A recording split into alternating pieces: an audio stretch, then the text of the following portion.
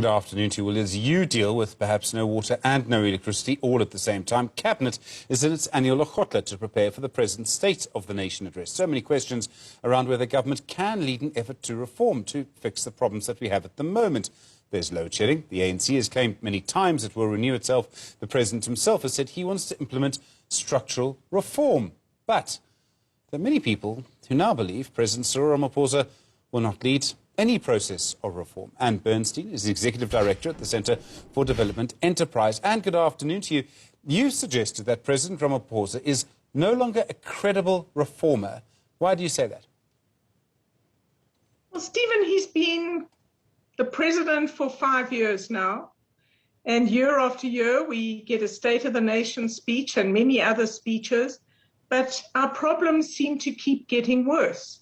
And in my view, the president has introduced a few reforms. We need to be fair. They're generally not fundamental enough.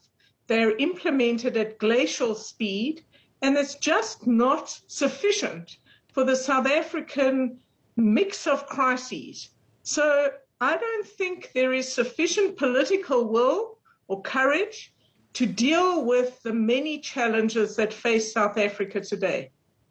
There's been so much discussion about this. I mean, is the problem within the ANC, people who want the president to do things always sort of, in the end, blame his party? I'm arguing that we need to be honest about why we are in such a mess in South Africa today. I think, firstly, we have had some bad policies, from cadre deployment to an inadequate commitment to markets and the power of private entrepreneurs, and a belief that in one breath you can say we have a failed state or a very weak state and riddled with corruption, but in the next breath you say that this very state must lead reform. It's not credible. So one problem, one cause of our troubles is bad policy. The second cause of our troubles is, I think, a failed strategy. The president has said, I have to keep the ANC united at all costs.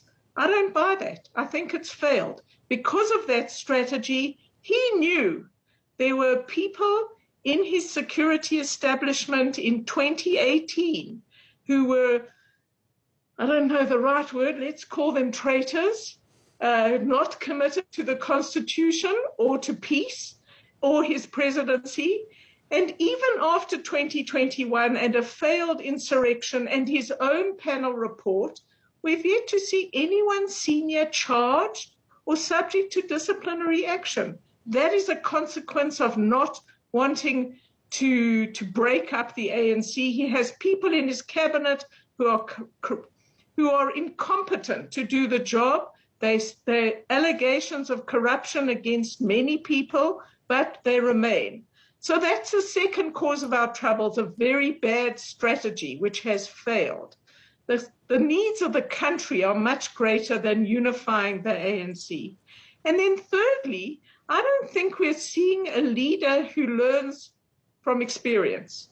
We kind of get eloquent descriptions of what is wrong with South Africa and how we're failing on this front or that front. But we keep getting told the same old prescriptions of what to do. It's time for a very different approach to moving out of the hole that we're digging on so many fronts and getting the country back on track. A lot of people might, I suppose, blame the fact that he had opposition in the ANC. They might blame COVID-19. I mean, wouldn't that be fair to say that the pandemic would certainly have slowed any reform? Look, the pandemic definitely slowed reform and how we dealt with it. And yes, there is opposition. And yes, we had centuries of discrimination and 48 years of apartheid. All true. But I don't think there's anything inevitable about where we are today. I think an approach which talks good, we're going to have summits, we're going to have task teams, we're going to do this, we're going to do that, just never translates into effective action. Think about it. I think it was late July, early August, we have an emergency energy plan There are no deadlines. It's very unclear who's accountable. And then here we are again in January. The president cancels his trip to Davos because of the energy crisis. Have we made real progress? I don't think so. You're either in favor of a market to provide energy, which is what a lot of other countries who had crises have gone for. Chile, for example, there's a very effective market for energy with lots of different private sector providers. Or you don't. But South Africa hovers between this and that.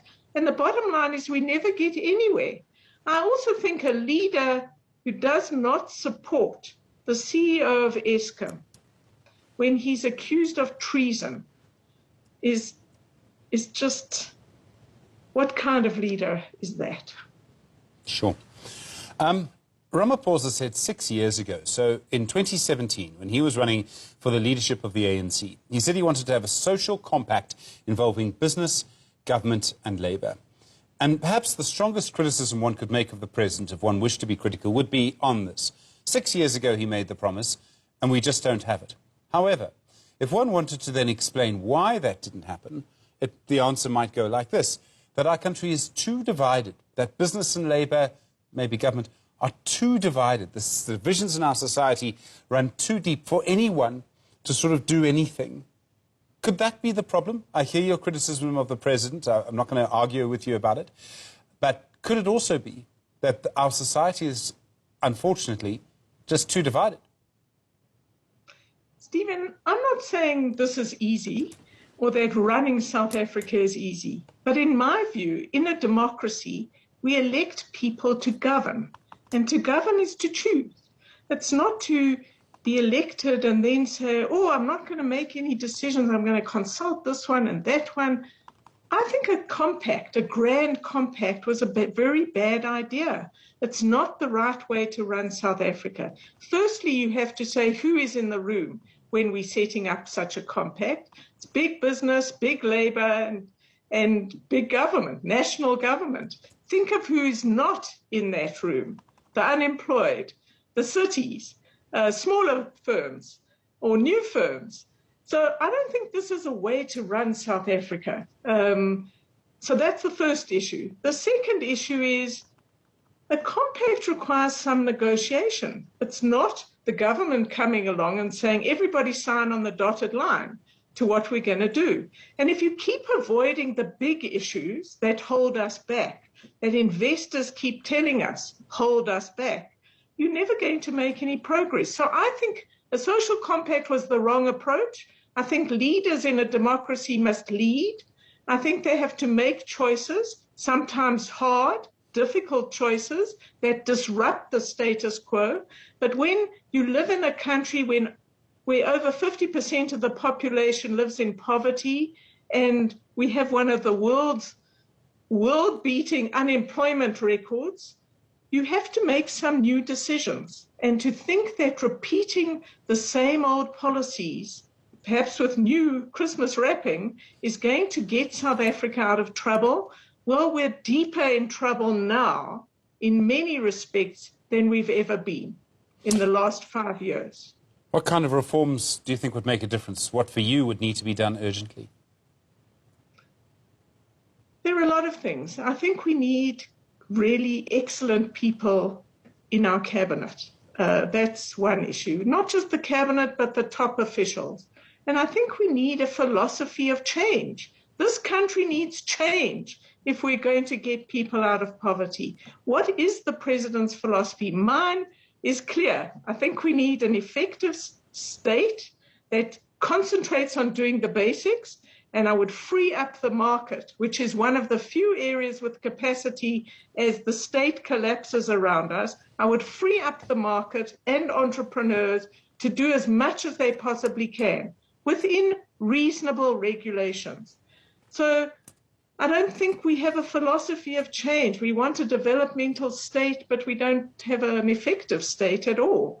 We want to open up Transnet rail lines to the private sector, but we've got all sorts of conditions. Only for 2 years, you have to do this, you have to accept that. This is a failure to understand how markets and capital work. So I think we need a new philosophy of how to change South Africa, how to build an inclusive society, how to stop the kind of failures. We're failing to manage urbanization. We're nearly 70% urbanized, and you drive around our cities and they're just more and more sprawl, and people living in terrible circumstances, far from economic opportunity.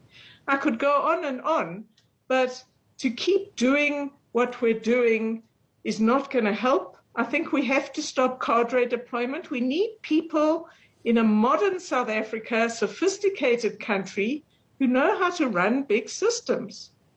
And it's as simple as that. It's quite clear. Anybody looking at this country from afar, from out of space, would have to say, gee, whoever's running this place doesn't know what they're doing. Everything is falling apart. And Bernstein, thank you, Executive Director at the Centre for Development Enterprise. Do appreciate the time. Very strong words there. Well, in other news, an Auditor General report has exposed R1.5 billion worth of irregular expenditure in eThekwini. The report says